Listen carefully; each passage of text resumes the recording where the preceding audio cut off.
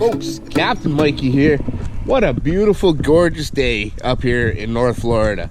The temperatures have finally started to drop just a little bit, but the humidity's dropped, and that's the important thing. Today I'm excited. It's going to be a good day. I'm going to explore a new lake today. I got access to this new lake. I have not been on it at all, but I've been studying up on my topographical maps as well as Google Maps, try to scope out a few areas.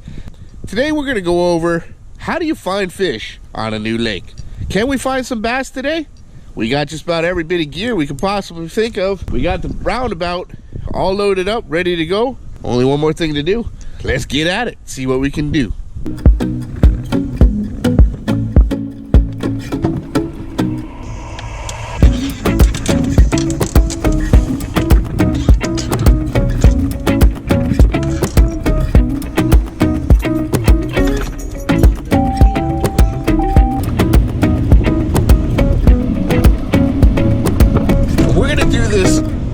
Simple today.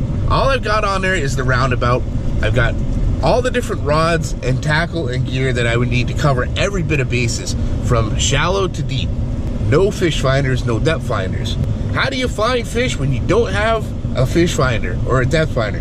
The factors that I like to consider when I'm dealing with a brand new body of water and I'm trying to locate where fish are: water clarity, water temperature, and of course, obvious structure. Now, I spent a little bit of time, I studied up the topographical maps using the navigation tool on my phone.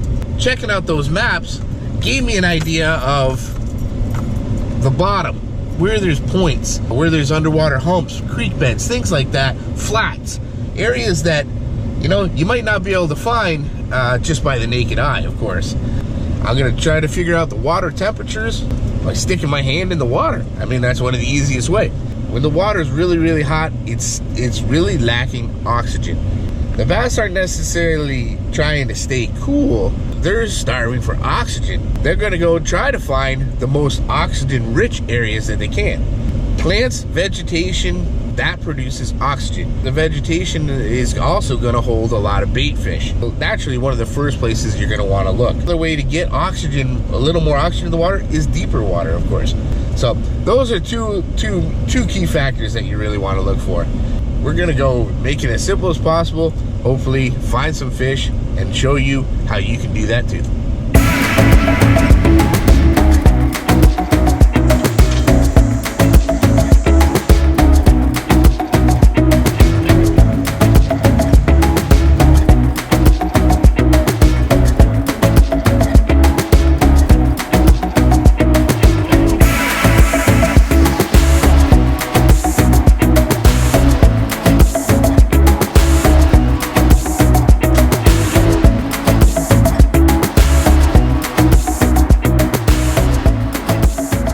Here we go, guys. Out onto a brand new lake for the very first time. Before I do anything searching the new lake, I'm just gonna kind of scope it out real quick. What the layout looks like, what kind of the shore cover looks like. We got a bunch of grass out here, which looks good. You know, I've already seen some stuff smashing in the grass over here. That's a good sign. Right around this corner, when I looked at those maps, the topographical maps, it's got a little bit of a point that comes out into the water, which is a fairly quick drop off to the deepest part of the water.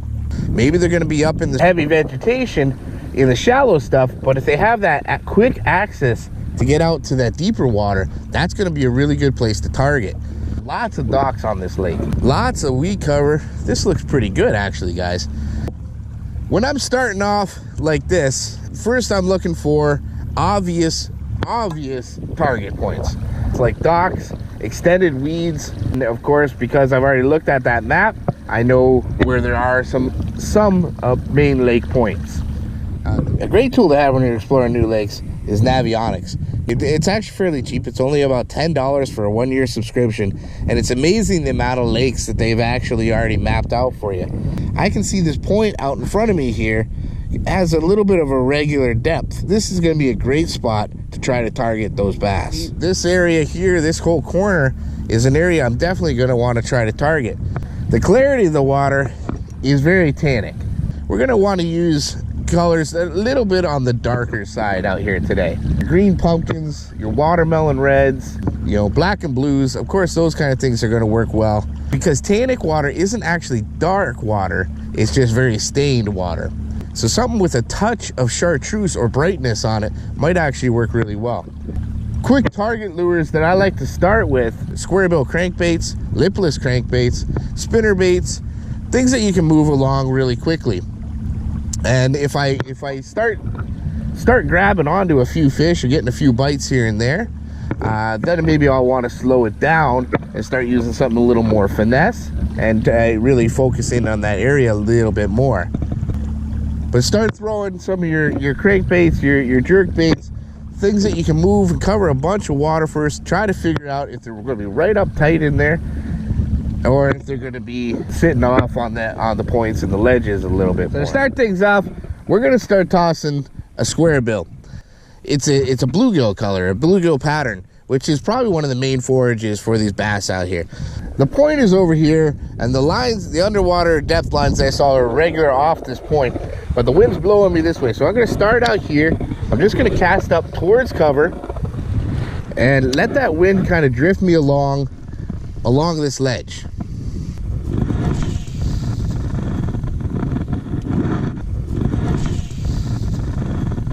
A square bill like this is going to be traveling about, depth wise, about 3 to 5 feet. So I'm trying to really get it up in and around 2 feet in depth, which is kind of close to shore, and then work it on its way out. Hopefully it works down.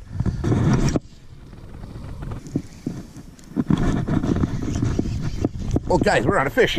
We got one right away. Oh, we got a fish. We got our first one. He's not, oh, he's off. Oh, that's because I didn't set the drag. But look at that. We got a fish sitting out on that point just like I thought they would be. That's nice. That was honestly like what, third or fourth cast? We already hooked onto a fish on the square bill.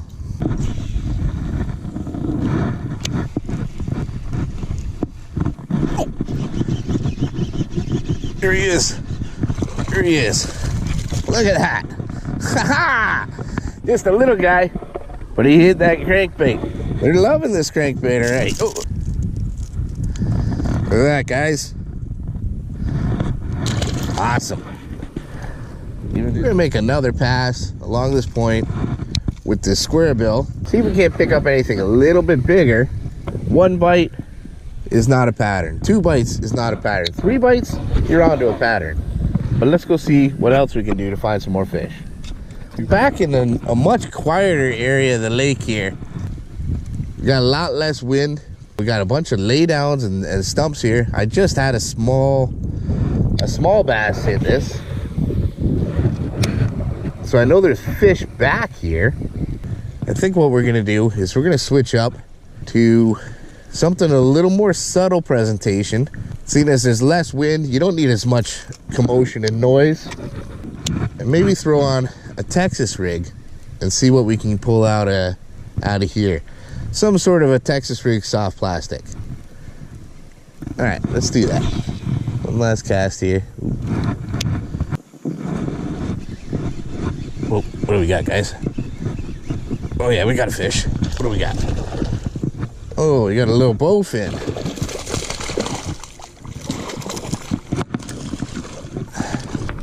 Unfortunately, a lot of times that's what you see out here in the calmer water, shallower waters. There are a lot of bowfin. Oh, there he goes. Quick release. Bowfin and bass like to hang out in very similar areas though. Although I'm not out here to catch a bunch of different bowfins. Let's switch it up. Let's throw on some kind of some kind of creature bait and start working this shallower, quieter structure. See what happens. We're gonna try a little Texas rig soft plastic. And let's see if we can't pull anything out of here. I'll spend a few moments going over this structure here, this dock, these laydowns, the obvious points. And if we really don't get anything out of there, well then, we know we're gonna move on to where we did have a little bit of luck off the main lake points where the wind was kind of pumping along.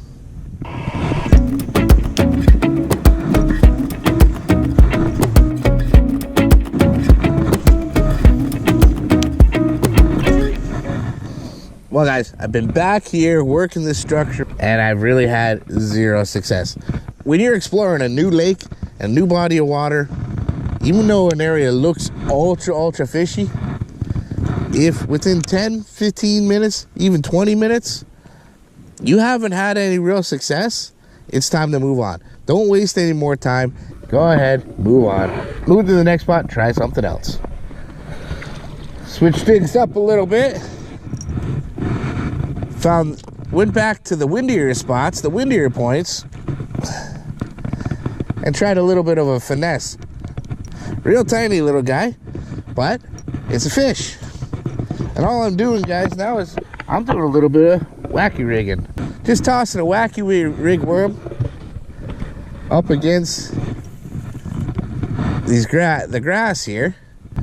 The wind's coming right through it, so I know the bait fish and the oxygen, everything should be decent along here. Thought maybe we'd see if they want things a little bit slower right now. Seeing a few little pops and things back in the grass here, which is what led me to go with an approach such as this. I got him this time to go. Just another little guy. Unfortunately, that's the problem a lot.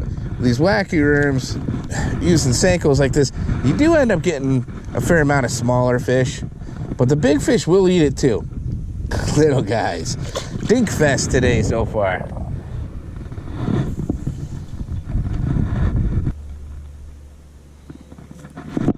There we go. Oh, they're small guys. Little bit better, but not much. Getting a bunch of little dinks here so far today, but we're at least finding fish. There we go. Again, not huge, but that wacky rig Senko got him again. That trapper hook right in the top of the mouth. There we go. We haven't found the big ones today, but we certainly had a decent bite. For a lake I've never fished before, we've been able to find some bass, that's for sure. Go. First cast. First cast with the lipless crankbait. Literally, I didn't even put the camera on yet. And we got one. Little bit bigger. Hey, careful. Little bit bigger than what we were picking up off the wacky rig there, so this guy's had some nice scars to him. Right off this point, lipless crankbait. Maybe we're onto something.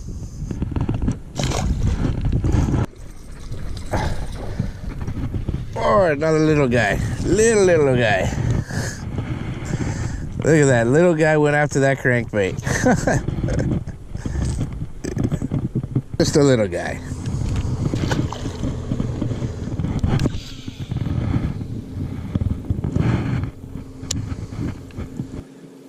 Oh, here we go. Another one. Just another little guy here. Like in a nursery or something. Look at that. One after the other. Little guy after little guy after little guy. Well, you know what? We haven't got any big ones at all today, guys. But considering I'm on a lake that I had never been on before, I have no depth finder, no fish finder. I'm just going by what little knowledge I have and using Navionics on my phone to try to find where ledges, drop-offs, and points might be. Using the Navionics, it'll give you a good idea of where you should target when you're looking at a new body of water like this. And hopefully I gave you a couple good ideas today. There's another one. Hopefully I gave you a couple good ideas today of a few different lures and everything else that maybe you should use yourself when you are targeting these. When you are targeting bass on a new body of water. Even though today wasn't a bang up day, we didn't set any records. We didn't get, oh, there's another one. Holy crap. Oh, there. Whoa, what is that? Oh, we got a little pickerel, guys. Little pickerel. Huh. Look at that. nice little pickerel, actually. Well, that's something different. I haven't caught one of these grass pickerels in quite some time. There we go. Very easy now. Little grass pickerel. Nice little catch, actually. That was fun. Let it go. But as I was trying to say, guys, gone through a few different ideas today of things that I do when I'm targeting a new lake, trying to figure out where the fish might be holding up. Look at the conditions that you're dealing with. What are the temperatures? What are the water temperatures? What's the water clarity? Is there wind? And really just try to target the obvious structure that deals with those conditions.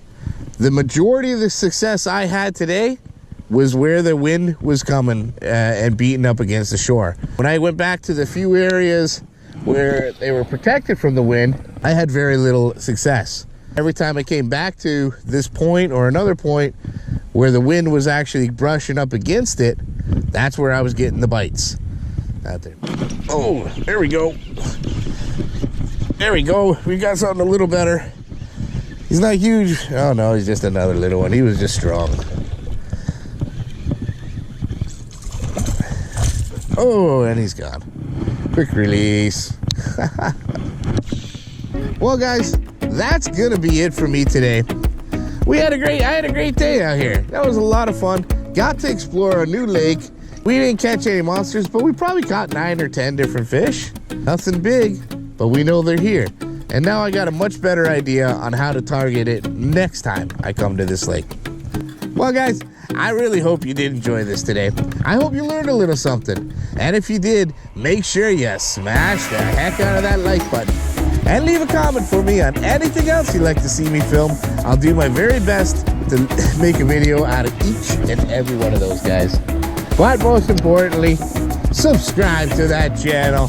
And if you're already subscribed, well, stay subscribed, guys, because there's plenty more coming in Sawgrass Bass's future. One last time, exploring new lakes in beautiful Florida, it's Captain Mikey signing out. The future is bright. You keep those lines tight.